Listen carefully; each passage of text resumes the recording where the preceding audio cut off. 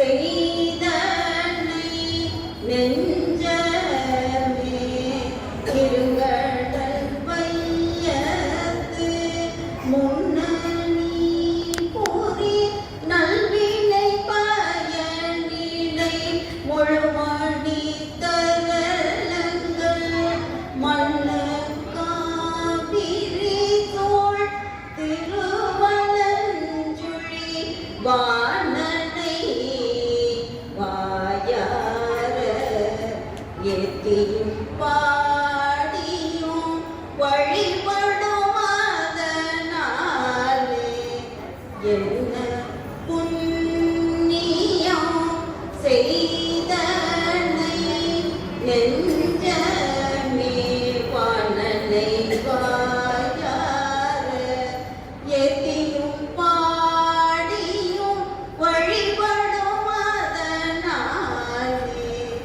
என்ன புண்ணியம் செய்தனை நெஞ்சமே.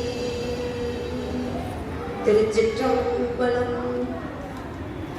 தேனினும் இனிய பாலன நீற்ற தீங்கரும் படைய தம் திருவடி தொழுவார் ஊன் நைந்து உருக உவகைகள் தரும் ஸ்ரீ சிவகாம சுந்தரி சமேத நடராஜ பெருமானின் திருவடிகளை வணங்கி அடியேனை அவர் திருவடிகளில் சமர்ப்பித்துக் கொண்டு இங்கு கூடியிருக்கும் அடியார் பெருமக்கள் அனைவரின் திருவடி கமலங்களையும் வணங்கிக் கொண்டு இந்த ஒரு சிறப்பான ஒரு புண்ணிய செயலை செய்து கொண்டிருக்கின்றீர்கள்.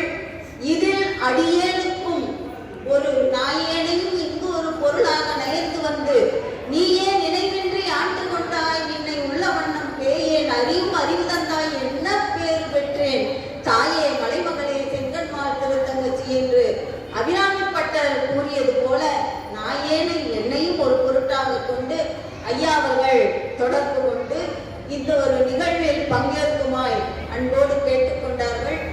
நான் உடனே நினைத்தேன், இறைவன் சிவலோகநாதரும் திரு வெண்ணீற்றுமையம்மையும் ஆச்சான்புரத்திலிருந்து நாம் எல்லோரும் அங்கு சென்று தரிசனம் செய்வது என்பது அதாவது எவ்வாறு ஒரு முறை சென்று தரிசனம் செய்ய முடியும்.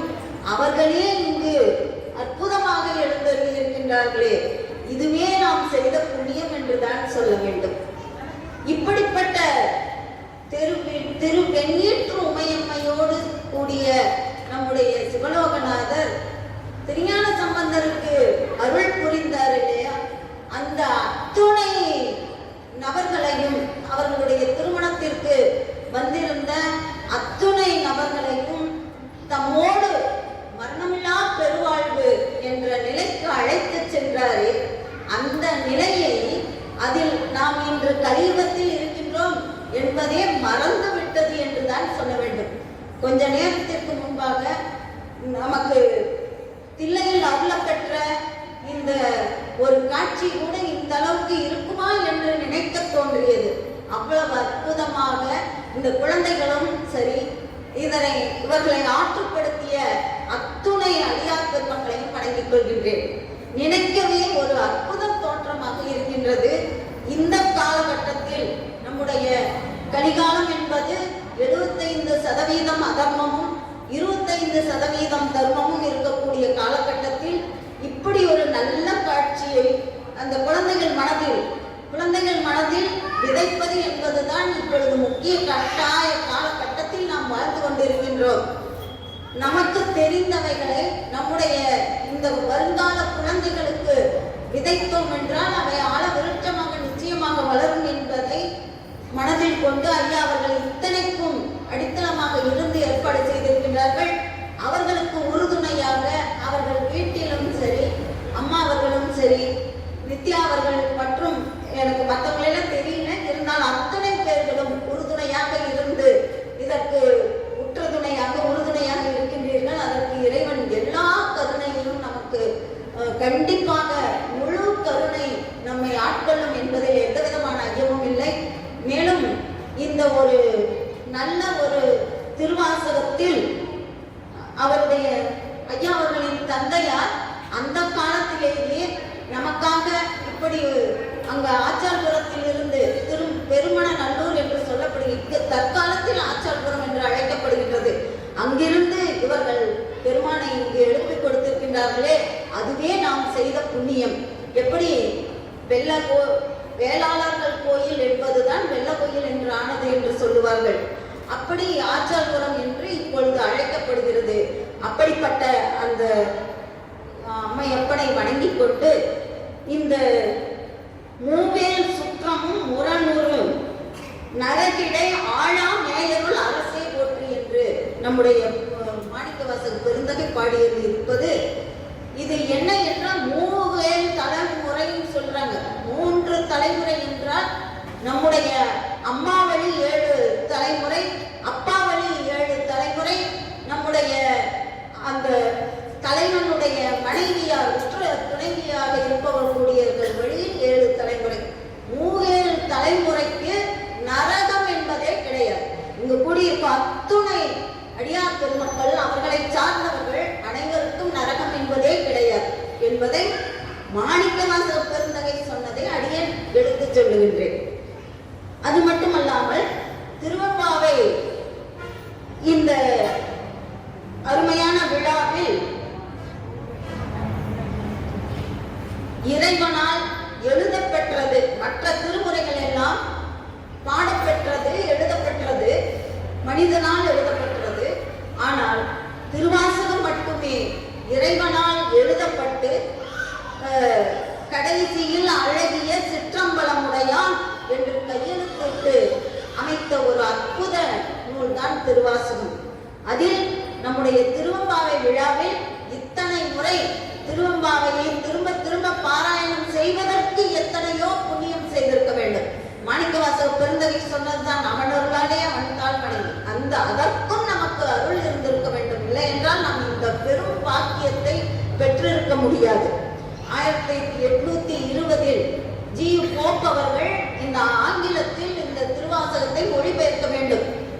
முதலில் அவர் நம் நாட்டிற்கு வந்ததை என்ன நோக்கத்திற்காக வந்தார் என்றால், தம்முடைய மதத்தை, கிறிஸ்துவ மதத்தை போதிக்க வேண்டும் என்பதாக பைபிள் நூல்கள் எல்லாம் எடுத்துக்கொண்டு நம்முடைய நாட்டிற்கு வருகின்றார்.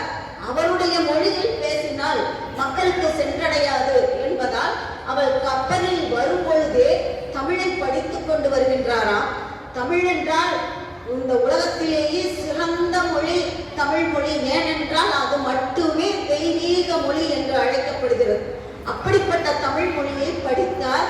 உணர்ந்து யாரோ சொல்ல கேட்டு திருவாசகம் என்று ஒரு நூல் இருக்கின்றதாம், அதனை படித்து பாருங்கள் என்று யாரோ சொல்ல கேட்டு அதை எடுத்து படித்து பார்க்கின்றாராம். பார்த்த பிறகு தினமும் ஒரு வரி, நாம் எல்லாம் நம்முடைய திருவாசகம் நாம் எத்தனை பேர் நாம் தினமும் ஒரு முறை ஒரு வாசகத்தையாவது ஒரு வரியையாவது எழுதிவிட்டு நாம் நம் அலுவலை தொடங்குகின்றோமா என்றால் ஒரு கேள்விக்குறியில் தான் இருக்கின்றோம். ஆனால் அந்த பெருந்தகை தினமும் ஒரு வரி திருவாசகத்தை எழுதிவிட்டு பிறகுதான் தன்னுடைய பணியை தொடங்குவாராம். இப்படி இருக்கும் பொழுது அந்த திரும்ப தன்னுடைய நாட்டிற்கு திரும்ப செல்கின்றார். அப்படி செல்லும் பொழுது இந்த திருவாசகத்தை மொழிபெயர்க்க வேண்டும் என்று 1820 அவர் ஆங்கிலத்தில் மொழிபெயர்க்கின்றார். மொழிபெயர்த்து அந்த நூல்களை எல்லாம் எடுத்துக்கொண்டு செல்லும் பொழுது அங்கு இருக்கக்கூடிய அந்த மக்கள் இவர் மீது வழக்கு தொடுக்கின்றார்கள். இவர் எப்படி நம்முடைய மதத்தை பரப்புவதற்காக செல்ல வேண்டும் என்று சொல்லி சென்றுவிட்டு அங்கு இருந்து திருவாசகத்தை மொழிபெயர்த்து கொண்டு வந்திருக்கின்றார், இவருக்கு தண்டனை கொடுக்க வேண்டும் என்று எல்லாம் முடிவு செய்து அந்த நீதிபதி முன்னால் நிறுத்துகின்றார்கள். அந்த நீதிபதி அப்படி என்ன தவறு செய்தார், என்ன நூல் அது என்று கேட்கும் பொழுது அதற்கு சொல்லுகின்றாராம் ஜி போப் அவர்கள், திருவாசகத்தில் ஒரு வரி ஒரு தராசில் வைத்துவிட்டு பிறகு நம்முடைய நல்ல அத்துணை இலக்கியங்களையும், நம்முடைய திருத்துவத்தை சார்ந்த அத்துணை இலக்கியங்களையும் ஒரு தராசில் வைத்தால், இதில் ஒரே ஒரு வரி வைத்தால் இதற்கு ஈடாகாமல் திருவாசகம் இருக்கும் அந்த தராசு கீழ் நோக்கி இருக்கும் என்று சொல்லுகின்றார். அப்படி என்ன வரி என்று கேட்கின்றார்களாம். ஒரே வரி, இமைப்பொழுதும் என் நெஞ்சில் நீங்காதான் தாழ் வாழ்க. அதை ஆங்கிலத்தில் சரியான வார்த்தையை சொல்லி அதை மொழிபெயர்க்க முடியவில்லையா. இப்படி அந்த ஒரு வரிக்கு இத்தனை ஆற்றல், இத்தனை சிறப்பு என்பதை அவர் உணர்ந்து சொல்லுகின்றார். அந்த நீதிபதி அந்த திருவாசகத்தை, அவருக்கு தமிழ் தெரியாது, ஆங்கிலத்தில் மொழிபெயர்த்த அந்த நூலை எடுத்து வந்து அவர் படித்து பார்த்துவிட்டு பிறகு நீதி வழங்குகின்றேன் என்று சொல்லுகின்றாராம். அடுத்த நாள் அந்த நீதி வழங்கும் நேரம் வந்தது. அந்த நீதிபதி இறங்கி கீழே வந்து குற்றவாளி கூண்டில் நின்று கொண்டிருக்கும் ஜி.யு. போப் அவர்கள் திருவடிகளில் சாஷ்டாங்கமாக நமஸ்காரம் செய்தாராம். ஏனென்றால், நீ இந்த திருவாசகத்தை மூல நூலை படித்திருக்கின்றாய், நானோ இந்த மொழிபெயர்ப்பு நூலை படித்து விட்டேன்.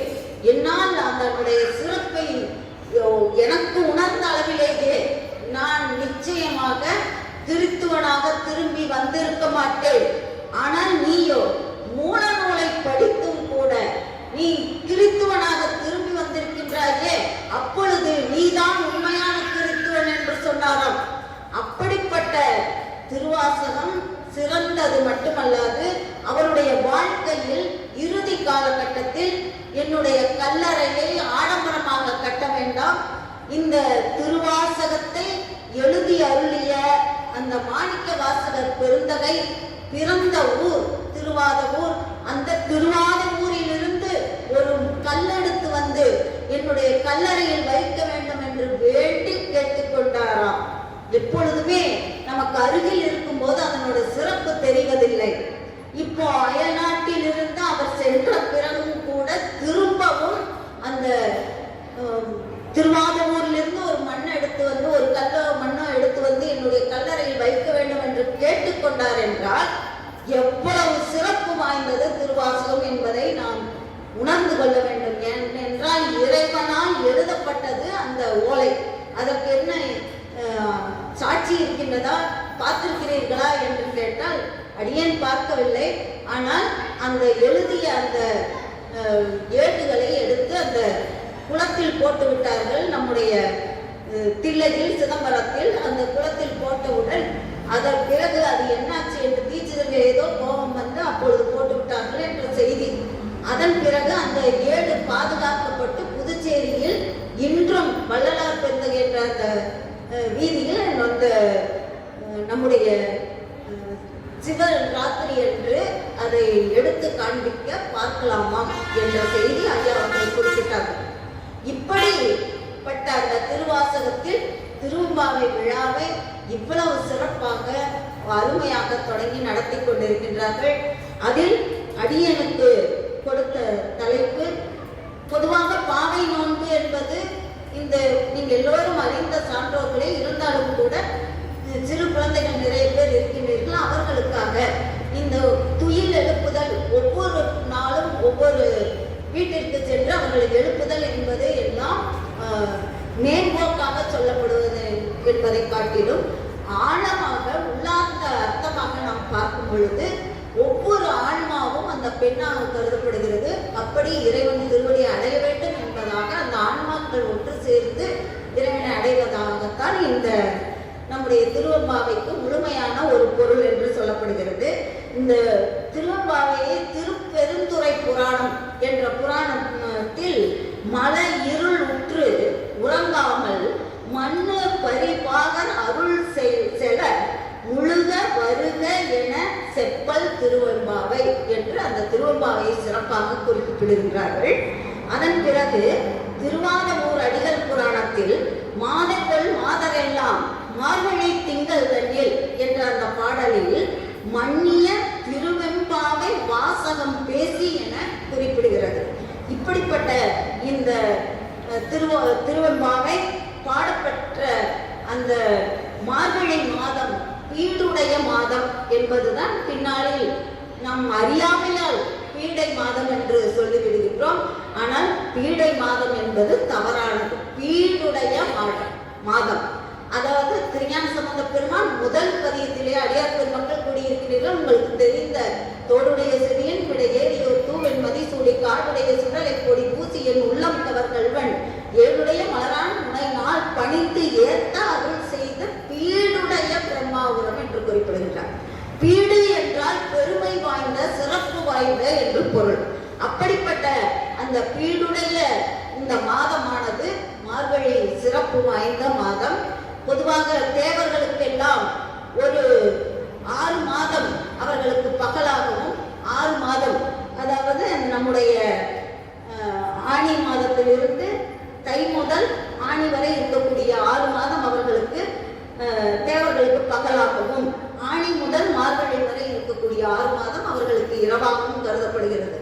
அவ்வகையில் நமக்கு பிரம்ம முகூர்த்தம் என்று சொல்லப்படுவது காலை 4 மணியிலிருந்து 6 மணி வரை என்று சொல்லுகின்றோம் அல்லவா?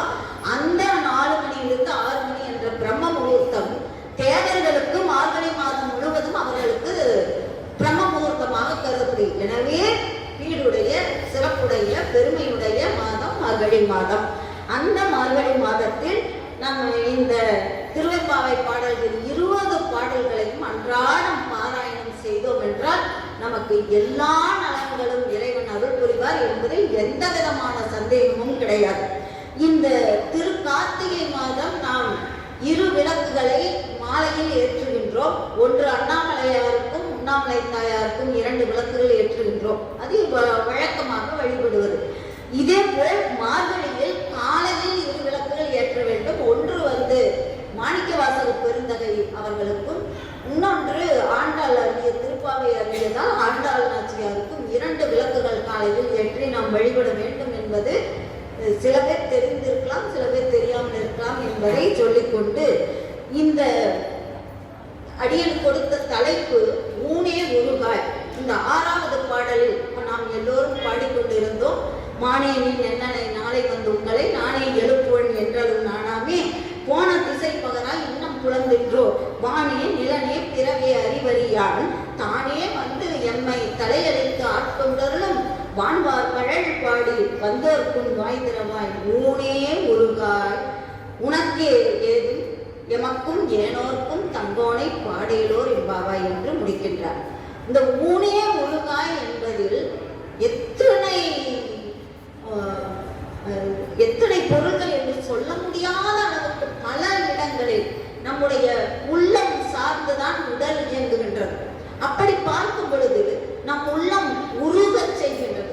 நம் உள்ளம் உருகினால் நம்முடைய உடலும் அதற்கு தக்கவாறு. அதனால்தான் உள்ளம் பெருங்கோயில் ஊனுடம்பு ஆலயம் என்று நம்முடைய திருமந்திரத்தில் திருமூலர் குறிப்பிட்டுள்ளார்.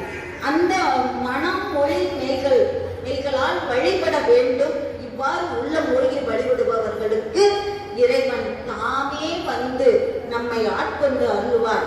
ஆகவே இறைவன் திருவடிகளை போற்றி பாடி அவர் அருளை பெறுவோம் என்பது இதன் பொதுவான பொருள். இந்த ஊன் என்றால் உடம்பு. இந்த உள்ளம் உருக ஊன் உருகும் அந்த மெய்ப்பாட்டை நம்முடைய மாணிக்கவாசக பெருந்தகை வரலாறு நீங்கள் அறிந்திருப்பீர்கள். அதில் குருந்த மரத்தடியில் இருந்து அவர் அருளிய அந்த நினைவை இங்கு நினைவு கூறுகிறார் என்று சொல்லலாம். ஏனென்னா தானே வந்து எம்மை தலையளித்து ஆட்கொண்டருளும் என்று சொல்லும் பொழுது அந்த நிகழ்வுதான் நமக்கு நினைவுக்கு வருகின்றது. இந்த நம்முடைய திருவெம்பாவை பாடிய வாயால் கோவை பாடுக என்று சொன்னார் என்றால் அந்த திருவெம்பாவையோட சிறப்பை இப்படி ஒவ்வொன்றாக சொல்லிக்கொண்டே போகலாம். இந்த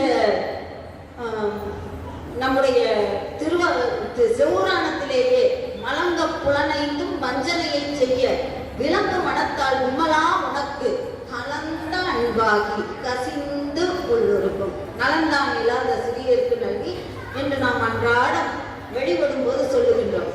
அந்த 5 புலன்களும் வஞ்சனை செய்யாமல் பார்த்து கொண்டு என் உள்ளத்தை உருக்கி உன் திருவடியில் ஒப்படைக்க வேண்டும் என்பதைத்தான் அந்த வரிகளில் குறிப்பிடுகின்றார்.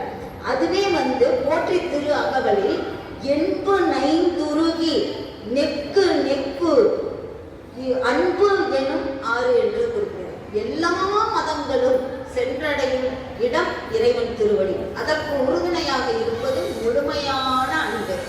அன்பு மட்டுமே பிரதானம். மற்ற எல்லாம் எல்லா மதங்களை பார்த்தாலும் உங்களுக்கு அடிப்படை என்று பார்த்தோமே ஆனால் அன்பு மட்டுமே சொல்லுகின்றன. இப்ப அனைத்து ஆறுகளும் சென்று கடலை நோக்கி செல்கின்றன என்பது ஆங்கிலத்தில் ஒரு முதுமொழி உண்டு.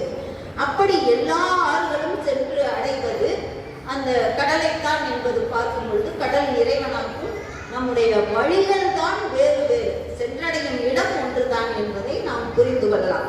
அதனால் எல்லா சமயங்களிலும் சிறந்தது நம்முடைய சைவ சமயம், உலகத்திலேயே சிறந்த சமயம். இப்போ நம்மளே நம்மை சொல்லிக் கொள்வதில் பெருமை கிடையாது.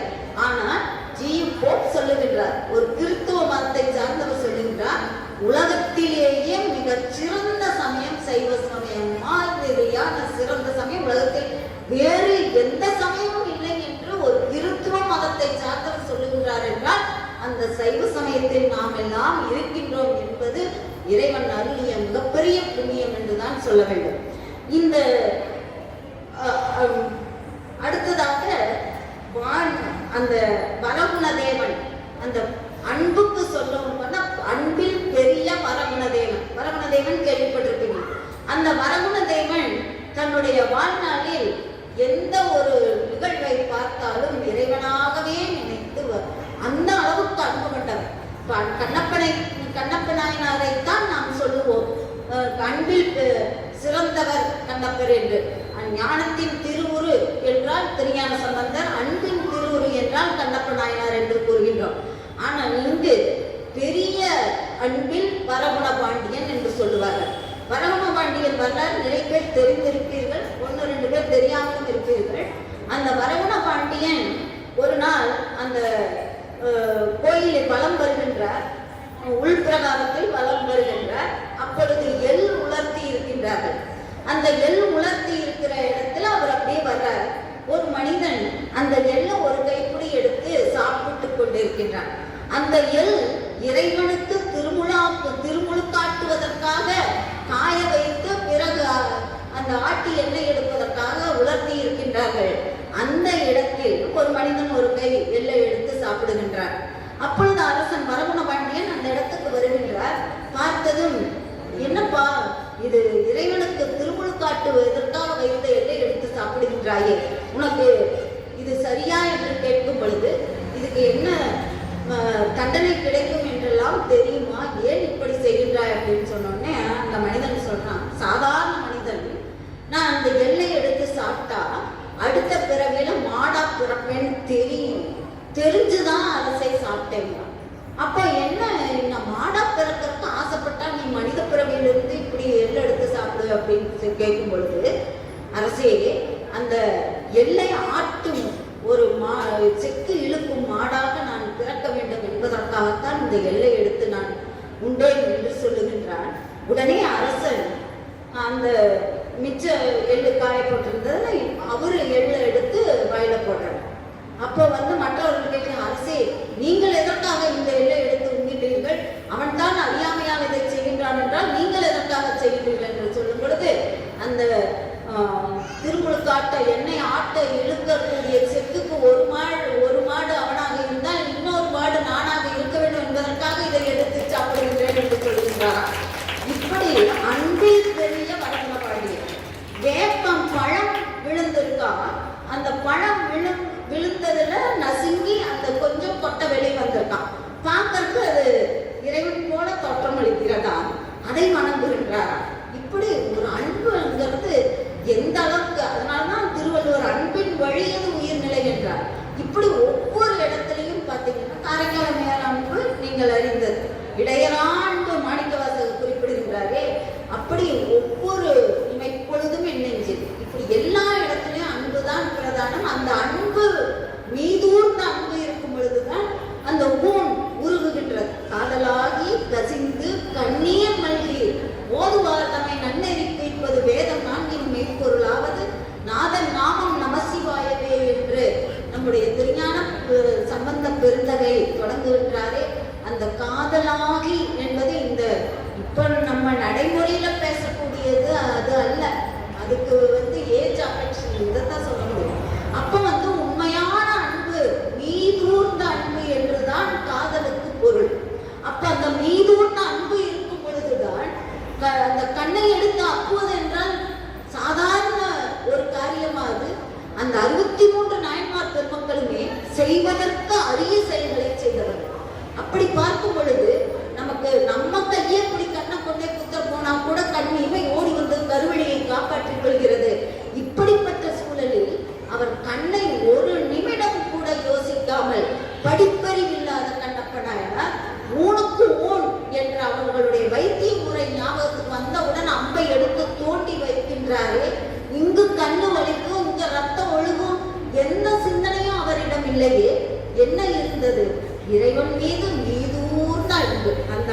மட்டுமே அங்கு பிரதானமாக இருப்பதால் தான் அவரால் அதை செய்ய முடிந்தது.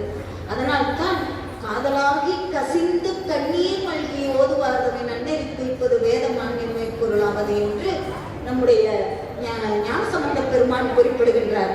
அடுத்த நாவுக்கரசரோ அந்த முன்னம் அவனுடைய நாமம் கேட்டால், மூர்த்தி அவனிருக்கும் வண்ணம் கேட்டால், பின்னை அவனுடைய ஆர்வம் கேட்டால், பெருமான் அவனுக்கே பிச்சியான். அன்னையும் அத்தனையும் அன்றே நிற்றார். அம்மா அப்பா எல்லாம் மறந்துட்டார். தன்னை மறந்தார். தன் நாமம் கேட்டார். தலைப்பட்டால் தங்கை தலைவன்தானே என்று குறிப்பிடுகின்றார்.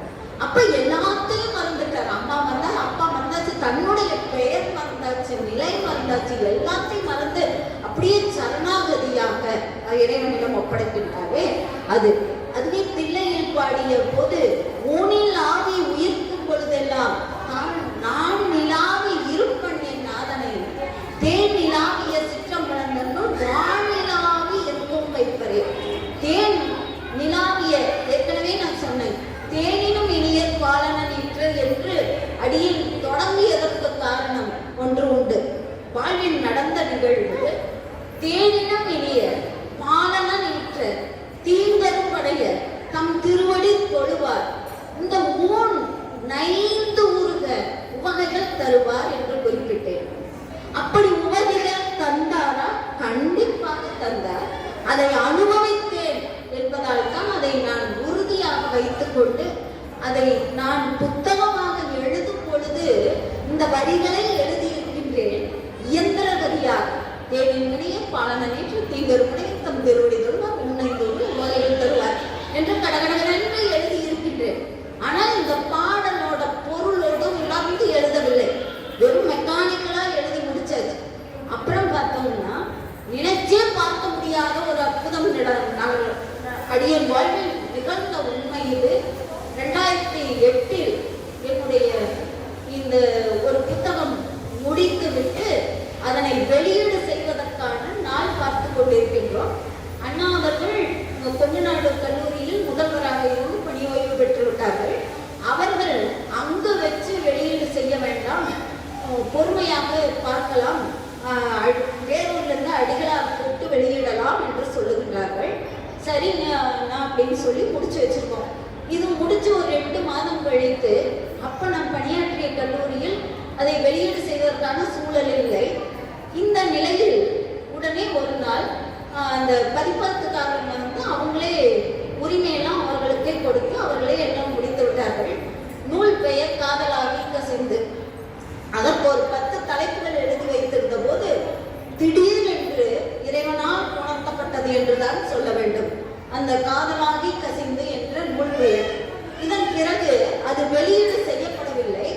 இந்த சூழலில் அந்த சாரதா பதிப்பகத்திலிருந்து சென்னையிலிருந்து அடியனுக்கு கூப்பிடுகின்றார்கள். கூப்பிட்டு இந்த கண்காட்சியில் நமது நூலை வைக்கப் போகின்றோம் என்று ஒரு செய்தியை சொன்னார்கள். சரி என்று சொல்லியாகிவிட்டது. அங்கு அந்த கண்காட்சி வைத்த நூலை திருவாவடுதுறை ஆதீனத்திலிருந்து அவருடைய PA செந்தில் என்ற ஒரு பள்ளி முதல்வர் அவர் வந்து சென்று வெச்சமா இருக்காங்க. அவர் போய் அந்த நூல்களை புதுசாக வந்த ஆன்மீக நூல்களை கொண்டு வந்து சுவாமிகளிடம் கொடுக்கின்றாராம். கொடுத்த பிறகு அவர் அதை படித்து பார்க்கின்றார். அடியேன் அந்த புத்தகத்தில் பெயர் மட்டுமே இருந்தது, எந்த முகவரியும் இல்லை, ஒரு தொலைபேசி எண் கூட அதில் கொடுக்கப்படவில்லை. இந்த நிலையில் படமோ தொலைபேசி எண்ணோ எந்த முகவரியோ பணியாற்றும் கல்லூரியோ எதுவுமே கொடுக்கவில்லை. வெறும் முனைவர் சகுந்தலை இவ்வளவுதான் அந்த புத்தகத்தில் கொடுக்கப்பட்ட இருந்தது. அவர்கள் அதை படித்துவிட்டு பதிப்பகத்திற்கு கால் செய்து இந்த மாதிரி இந்த பொண்ணோட அட்ரஸ் வேணும்னு கேட்குறாங்க. கேட்டபோது அந்த முகவரியை அவங்க சாத்தா பதிப்பகத்திலிருந்து அப்பாவிடம் கேட்டால் அப்பா அந்த தொலைபேசி எண் கொடுத்து அதன் பிறகு அவர்கள் திருவாவடுதுறை ஆதீனத்திலிருந்து தொடர்பு கொள்கிறார்கள். தொடர்பு கொண்டு இந்த ஒரு புத்தகம் சிறப்பாக இருப்பதாக நான் கருதுகிறேன், இதற்கு ஒரு சிறப்பு செய்ய வேண்டுமாம்மா, நீ வர முடியுமான்னு அவங்களுடைய PA வந்து கேட்குறாங்க. அப்படியே அந்த நாள் மனதில் ஒரு இப்ப சொன்ன இந்த தலைப்புக்கு ஒரு நெருங்கிய தொடர்பாக இருக்கிறது. மூணே உருவாய் தாங்கள் இன்னும் வெளியீடு செய்யவில்லை என்று சொல்கின்றேன். அங்கேயே வைத்து வெளியீடு செய்யலாம் என்று சுவாமிகள் அனுமதி கொடுத்திருக்கின்றார்கள். நீங்கள் புத்தகத்தோடு வந்தால் மட்டும் போதும். அதாவது தெரிந்தவர்கள் என்ற முறையில் அழைத்து செய்யலாம் என்று சொல்வது வேறு. முகமே தெரியாமல், யாரென்று தெரியாமல், எந்த முகவரியும் இல்லாமல் அடியேனை அழைத்து இந்த நூலை அந்த ஆதீனத்தில் வெளியிடலாம் என்று சொல்லுகின்றார்களே, அந்த நாள் அன்றுதான் இந்த தேனினும் இனிய பாலன நீற்ற தீங்கரும் பனையர் தம் திருவடி தொழுவார் ஊன் நைந்து உருக உவகைகள் தருவார் என்ற வரியை அடியே உணர்ந்தேன். மிக மிக சிறப்பு வாய்ந்த அந்த நாள், மறக்க முடியாத நாள். தூங்க முடியவில்லை, சாப்பிட முடியவில்லை, என்ன செய்வது என்று இப்படிப்பட்ட பாக்கியமுடையவளானான் என்று இறைவனை நினைத்து நினைத்து அப்படியே அந்த வரியை உள்வாங்கிக் கொண்டேன். அன்றுதான் மறக்க முடியாத நாள் என்று சொல்லுது. அந்த 3 உருகு வகைகள் தந்தார். இந்த 3 உருவாய் என்று குறிப்பிடுகின்றாரே, அந்த வரிக்கு அதுதான் பொருள். நடைமுறையில் நடந்த நிகழ்வை சொன்னால்தான் நமக்கு அதில் ஒரு தனி ஒரு ஆர்வமும் ஒரு ஈடுபாடும் வரும் என்பது உணர்வு. சரியான ஒரு உணர்வை உணர வைத்தார் என்றுதான் சொல்ல வேண்டும். இதற்கு எத்தனை நன்றி சொல்லுவது. கோடானு கோடி நன்றி அடியேன் சொல்லிக்கொள்ளே. அதன் பிறகு தொடர்ந்து வாய்ப்புகள் அங்கு சென்று அந்த அடியனை பார்க்கவில்லை. திருவாவடுதுறை போனதே இல்லை, அந்த மடத்துக்கு போனதே இல்லைங்க. கருமை ஆதீனம் என்ன, அண்ணாமலை பல்கலைக்கழகத்தில் படிக்கும்போது கருமை ஆதீனத்தை தரிசனம் பண்ணியிருக்கேன். இங்க போனதே இல்லை. அந்த இடத்துக்கு அம்மா அப்பாவை வர சொல்லி அவங்க 2 பேர்த்துக்கு பொன்னாடை போர்த்தி அவர்களுக்கு ருத்ராட்ச மாலை அணிவித்து, அடியேனுக்கு பொன்னாடை போர்த்தி அந்த ருத்ராட்ச மாலை அணிவித்து, பிறகு அந்த நூல் வெளியீடு செய்து ஆசீர்வாதம் செய்து அந்த நூலை பற்றி பேசுமான்னு சொல்லுகின்றார்கள். அப்பொழுதெல்லாம் நமக்கு ஒரு என்ன சொல்வது என்றே தெரியவில்லை. மிகப்பெரிய ஒரு ஹால். அந்த ஹாலில் எல்லோருமே பழுத்த பழங்களாக, ஞான பழங்களாக அமர்ந்திருக்கின்றார்கள். அந்த சூழலில் அடியேன் வரிசையாக 5 பேர் பெரிய பெரிய பேச்சாளர்கள் அமர்ந்திருக்கின்றார்கள். அடியேன் உட்கார்ந்து பேச சொல்லுகிறார்கள். எனக்கு உட்கார்ந்து முள்ளு மேல உட்கார மாதிரி இருக்கு. அவங்க எல்லாம் பார்த்துட்டு அப்படியே பேசாம உட்கார்ந்துட்டு, அதுக்கப்புறம் அவங்க எல்லாம் பேசி முடிச்ச பிறகு அடியேன் நின்று கொண்டே பேசிக்கொள்கிறேன் என்று அந்த ஒருங்கிணைப்பாளரிடம் கேட்டு நின்று அந்த நூலை பற்றிய செய்திகளை எடுத்து சொன்னேன். அது அந்த சுவாமிகளுக்கு மிகவும் சிறப்பாக இருந்ததுமா, உணர்வுபூர்வமாக சிறப்பாக இருந்தது என்று சொல்லி அவர் ஆசீர்வாதம் செய்து ஒரு தாம்பூல பை கொடுத்தார்கள். அதை வாங்கி சென்று உடனே 12 மணிக்கு பஸ், நைட்டு டைம். அதனால இரவு நேரத்தில் அவங்க ஆதீன காரிலேயே கொண்டு வந்து பஸ்ஸுக்கு ஏற்றி விட்டார்கள். அம்மா அப்பா நான் தம்பி 4 பேர் வந்துட்டோம். வந்த பிறகு வீட்டுக்கு வந்த பிறகு அந்த தாம்பூல பையை திறந்து திருநீரெல்லாம் எடுத்து வைக்கலாம்னு எடுத்து வைக்கும் பொழுது அதுக்குள்ள ஒரு கவர். அந்த கவரை திறந்து பார்த்தோம்னா உள்ள 1000 ரூபாய். எப்படி இருக்கும் பாருங்க. அந்த திருஞான சம்பந்த பெருமானுக்கு பொற்களி கிடைச்ச அதே இடத்துல உன்னோருக்கு நான் அங்கீகாரம் தரேன் கூட்டு அதை வெளியிட்டு 1000 ரூபாய் பரிசாக கொடுத்து அனுப்பினார்களே, அதுதான் 3 உலக உலகங்கள் தருணுகள். இப்படி சொல்லிக்கொண்டே போகலாம், எத்தனை நிகழ்வுகள். அது மட்டும் இல்லாது அந்த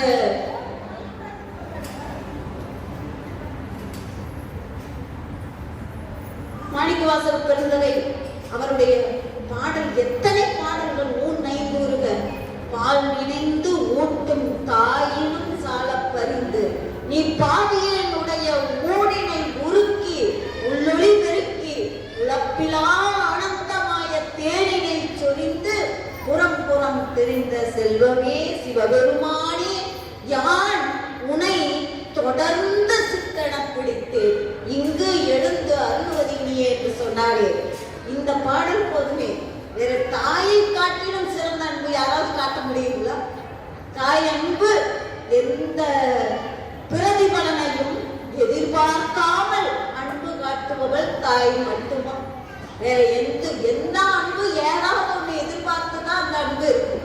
ஆனா தாய் அன்பு மட்டுமே நம்மிடம் இருந்து எந்த எதிர்பார்ப்பும் இல்லாமல் நம்மிடம் அன்பு காட்டுபவள் தாய். அந்த தாயை காட்டிலும் சிறந்த அன்புடையவராக நம்முடைய பெருமான் திகழ்கின்றார் என்பதை மாணிக்கவாசகர் பெருந்தகை எடுத்து காட்டுகின்றார். கோச்சிங்க சோழன் தெரியும், குழந்தைங்களுக்காக மெயினும் அந்த நிறைய குழந்தைகள் வந்து அழகா அந்த கோலாட்டம் எல்லாம் அடிச்சு ரொம்ப அழகா பண்ணினீங்க. நீங்க எல்லாம் புண்ணியம் செய்திருக்கிறீர்கள், இல்லை என்றால் இந்த ஒரு பாக்கியம் கிடைக்காது. அந்த குழந்தைங்களுக்காக முக்கியமா சொல்ல வேண்டியது, இந்த காலகட்டத்துல நாம் வந்து அன்றாடம் பெற்றோர்களை வணங்குவது என்பது கிடையாது. ஏதாவது பர்த்டே, பிறந்த நாள், ஏதாவது தேர்வு நாள் அப்படின்னா வணங்குறோம். அது இல்லை, அன்றாடம் வணங்க வேண்டும் என்பதற்கு அந்த தாயன்பு கோட்சிங்கன் கண்டிப்பாக நீங்கள் தெரிந்து கொள்ள வேண்டிய ஒரு நாயன்மார். கோட்சிங்க சோழனோட தாய் கமலவதி அவரும் அந்த பெற்றோர்கள் ரொம்ப நாள் கவர்ந்திருந்து இந்த குழந்தை உருவாகின்றார். இந்த குழந்தை பிறக்கும் நேரம் நெருங்கிவிட்டது, பேறுகாலம். அந்த பேறுகாலத்தின் போது அந்த தாய் வழி தொடங்கிய நிலையில் இருக்கின்றார். அப்பொழுது அந்த அரசன் சுகதேவன் சென்று ஆஸ்தான ஜோதிடரை அழைத்து இந்த குழந்தை பிறந்தால் எவ்வாறு இருப்பான் என்று கேட்கின்றார்.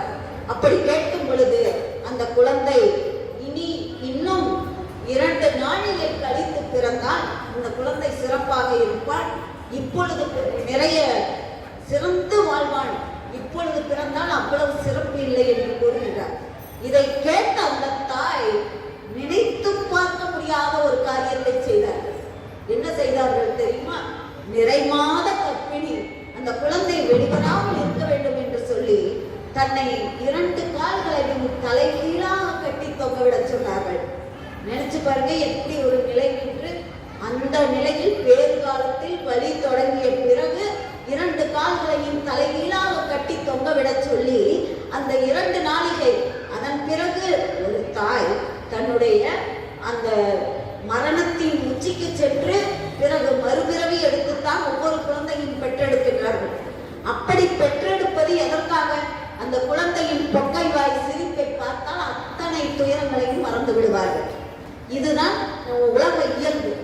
ஆனா அந்த தாய் தான் இறந்து தலையிலா கட்டி இருந்தா அதுக்கப்புறம் அந்த குழந்தை பெற்றெடுத்த பிறகு அந்த தாய் உயிர் வாழ முடியுமா? முடியாது என்று தெரிந்தும் கூட, அரசியாக இருந்தும் கூட அந்த தாய் தன் குழந்தை நன்றாக இருக்க வேண்டும் என்று ஒரு எண்ணம் தான் அவரிடம் மேலோங்கி இருந்தது. அதன் காரணமாக அவர் தலையிலாக கட்டி தொங்கவிட சொன்னார். பிறகு அந்த 2 நாளிகை கழித்து பிறகு அந்த கால்களை அவிழ்த்து அந்த தாயை படுக்க வைக்கின்றார்கள். அப்பொழுது குழந்தை வெளிவருகின்றான். அப்படி வரும் பொழுது அப்படியே அந்த குழந்தையை பார்க்கின்றாள் தாய். தலைகீழாக கட்டி தொங்க விட்டதால் கண்களெல்லாம் ரத்தம் சூழ்ந்து இருக்கின்றார். அந்த குழந்தையை பார்த்து செங்கண்ணா என்று சொல்லிவிட்டு உயிரை விட்டு விடுகின்றார் அந்த தாய். அந்த குழந்தை பிற்காலத்தில் 72 மாடக்கோயில்கள் என்றால் யானை புக முடியாதவாறு வாயில் சின்னதாக அமைத்து, என்ன அது முன்ஜென்மத்து பகை, அது வரலாறு நிறைய போகுது, நமக்கு தாமதம் ஆயிடும். அப்படிப்பட்ட அந்த தாய், அந்த இப்படித்தான் ஒவ்வொரு தாயும், கமலவதி தாய் மட்டுமல்ல, நம்முடைய எல்லாருடைய பெற்றோர் பெற்ற தாய் இந்த அன்புடையவர்கள் தான். நம் குழந்தை நன்றாக இருக்க வேண்டும் என்ற எண்ணம் மேலோங்கி இருப்பவர்கள் தான் ஒவ்வொரு தாய்.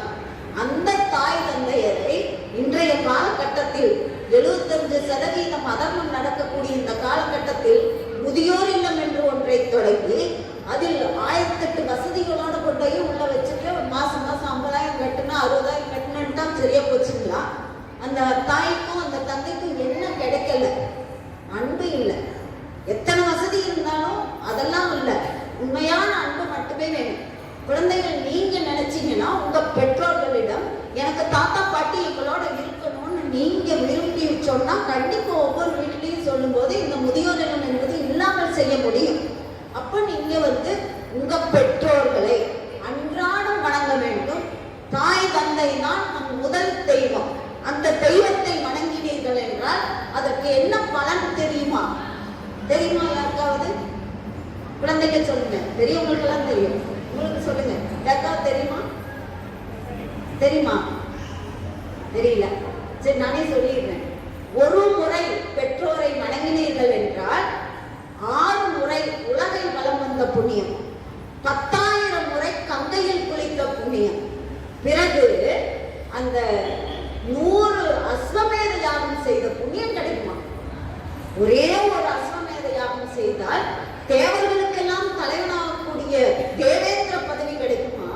இப்ப 100 அஸ்வமேத யாகம் செய்த பலன், 6 முறை உலகை வலம் வந்த புண்ணியம், 10,000 முறை கங்கையில் குளித்த புண்ணியம் கிடைக்குமா? இப்ப நம்ம செய்யலாமா? இல்ல சுயநலமா கூட சிந்திங்கள, நம்ம நல்லா இருக்கும். நீங்க ஒரு 10 வீடு எடுத்துக்கோங்க, பெற்றோர்களை பேணி பாதுகாக்கக்கூடிய வீட்டை எடுத்துக்கிட்டீங்கன்னா அவங்க சிறப்பா இருக்கும். அதே முதியோர் இல்லத்துல விட்டுட்டு இருக்கிறவங்க கண்டிப்பா அந்த முன்னேற்றம் நிச்சயமா தடைபடும். நிச்சயமா அவங்க சிறப்பா இருக்க முடியாது. எதுக்காக இது அப்படின்னா, குழந்தைகளாகிய நீங்க கண்டிப்பா பெற்றோர்களை அன்றாடம் வணங்கி சிறந்து விளங்க வேண்டும் என்பதை உங்கள் மனதில் ஆணித்தனமாக பதிவு வைத்துக் கொள்கிறார். அன்போடு கேட்டுக்கொள்கிறேன். அன்புதான் நிலையம். ஆற்றா சொல்லல, நீங்க செய்யணும் அப்படி சொல்லல, அன்போடு வேண்டி கேட்டுக்கொள்கிறேன் என்றால் கட்டாயம் செய்வீர்கள். அது உங்கள் வளர்ச்சிக்காக. சுயநலமாக கூட யோசிக்கலாமே, நம்ம நல்லா இருப்போம் அப்படிங்கிறதுக்காக தான். அதனால அந்த தாயன்பை மாணிக்கவாசகர் பெருந்தகை காட்டுகின்றார். தாயன்பை காட்டிலும் தாயினும் சால சால என்றால் மிகுதியாக பரிவு காட்டக்கூடியவர் இறைவன். எனவே அவர் திருவடியை அன்போடு வணங்க வேண்டும். நிறைய பாடல், அவர் பாடல ஊன் உருகுதலாக, அதாவது அவர் கதறிய கதறல் தான் திருவாசகம் என்று சொல்வார். அழுதான் உன்னை பெறலாமே என்றெல்லாம் சொல்லுகின்றார். இப்படி அவருடைய பாடல்கள் ஊனாய் உயிராய் உணர்வாய் என்னுள் கலந்து தேனாய் அமுதமாய் என்று அந்த ஒவ்வொரு பாடல் திருச்சதகத்துல பார்த்தீங்கன்னா மெய்தான் மீதெழுத்து அதெல்லாம் அடியர்கள் மக்கள் அறிந்தது.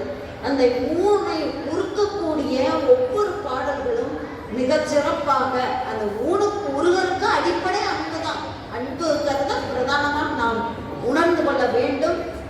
நம்முடைய அபிராமி பட்டர் பாட விரும்பி தொடும் அடியார் விழுங்கிய மல்கி மெய்யுலகம் அரும்பி தடும்பி ஆனந்தமாகிய அறிவிழந்து சுருமிற் கழித்து மொழி தடுமாறி முன் சொன்ன எல்லாம் கரும் பித்தராவர் என்றால் அபிராமி சமயனன்றே என்று குறிப்பிடுவாரே. அதுபோல நம் இந்த உண்மையான அன்போடு ஊன் உருகும் அளவுக்கு நாம் அந்த அன்பு காட்டினோம் என்றால் இறைவன் நிச்சயம் நமக்கு எல்லா வகையிலும் அருள் புரிவார் என்று கூறி, இந்த பாடல் இறுதியில பார்த்தீங்கன்னா 20வது பாடல், இறைவன் திருவடியை பற்றி கொள்ள வேண்டும். போற்றி அருளுக என் ஆதியம் பாதமலர். அந்த திருவடி எவ்வளவு விதமா சொல்றாங்க. போற்றி அருளுக நின் ஆதியாம் பாதமலர். தோற்றத்துக்கு நீங்க தான், முடிவுக்கும் நீங்க தான். அதுக்கப்புறம் யாம் உய்ய ஆட்கொண்டறியும் பொன்மலர்கள். எப்படி சொல்றாங்க பாருங்க. அந்த பொன்மலர்கள் தான் நமக்கு எல்லாமே உறுதுணை, உற்ற உறுதுணை, எல்லா விதத்திலும் சிறப்பாக இருக்கக்கூடியது அந்த திருவடி தான். அதனாலதான் அன்றே என்ற நாவிய உடல் உடைமை எல்லாமும் குன்றே எனையால் என்னை ஆட்கொண்ட போதே கொண்டிலையோ இன்றோரு இடையூறு எனக்கு உண்டோ எந்தோர் முக்கன் என்பானே நன்றே செய்வாய் பிழை செய்வாய் நானோ இதற்கு நாயகமே என்ற அவர் திருவடி தொடர்ந்து சிக்கனம் பிடித்துக் கொண்டவையானால் எல்லா நலன்களையும் பெற முடியும் என்று அவருடைய பாடல்களை சொல்லி, நம் அடையார் நடுவில் இருக்கக்கூடிய உடையார் நடுவிற்கும் உடையார் நடுவில் நீ இருத்தி அடியேன் நடுவில் இருவீரும் இருப்பதான அடியேன் உன் அடியார் நடுவில் இருக்கும் அருளை புரியாய் பொன்னம்பலத்தில் முடியா முதலில் கருத்து முடியும் பண்ண முன்னின்றே என்று அவரிடம் நம்மை ஒப்படைத்துக் கொண்டு விட்டோமேயானால் எத்தனையோ சங்கடங்கள், எத்தனையோ கஷ்டங்கள், எத்தனையோ வருத்தங்கள், துயரங்கள் எது வந்தாலும் சரி, நம்ம எண்ணிக்கிட்டே நினைச்சுக்கிட்டே இருந்தோம்னா அது நமக்கு துயரமா பாரமா இருக்கும். எல்லாத்தையும் அவர் திருவடியில் அன்றே என்ற நாவி உடல் உடைமை எல்லாமும் அப்படின்னு சொல்லி அவர் திருவடியில ஒப்படைச்சு பாருங்க. நாம ஜாலியா இருக்கலாம், எல்லாம் அவர் பார்த்துப்பாரு, நம்ம ஜாலியா இருந்துக்கலாம். அந்த துயரம் கஷ்டம் எல்லாத்தையும் அவர் திருவடியில ஒப்படைச்சிட்டாங்க, நம்ம ஃப்ரீயா ஜாலியா இருந்துக்கும். அப்படிதாங்க எல்லாத்தையும் ஒப்படைச்சிடணும் அப்படின்னு சொல்லிட்டு இந்த 3 தலைமுறைக்கும் நமக்கு அந்த அம்மா வழியில அப்பா வழியில அதுக்கப்புறம் அந்த துணைவியார் வழியில 3-7 தலைமுறைக்கும் நமக்கு நரகம் என்பதே வராது என்பதை அறுதியிட்டு உறுதியிட்டு சொல்லியது இருக்கின்றார் நம்முடைய மாணிக்கவாசகர் பெருந்தகை.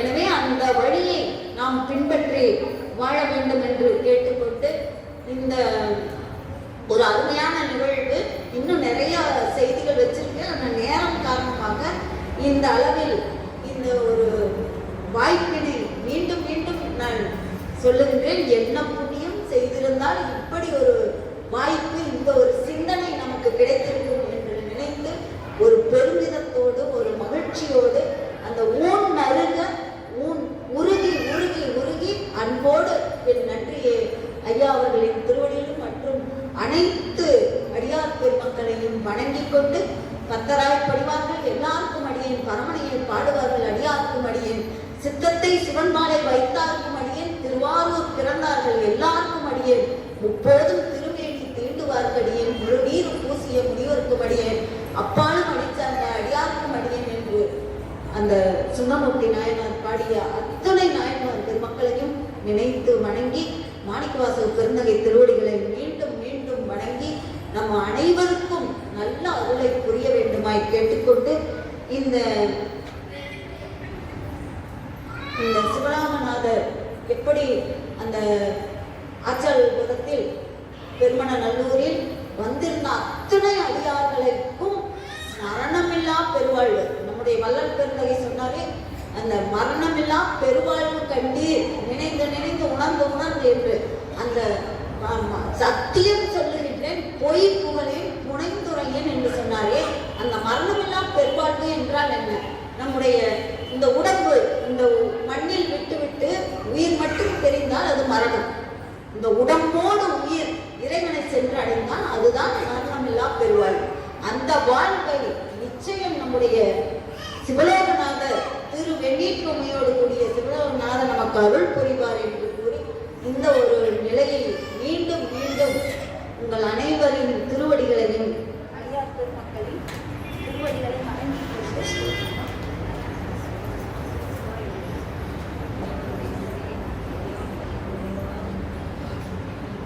கொண்டு இவ்வளவு ஒரு பெரிய பாக்கியத்தை மீண்டும் என்ன புண்ணியம் செய்தனை நெஞ்சமே என்ற மகிழ்ச்சியோடு நிறைவு செய்கின்றேன்.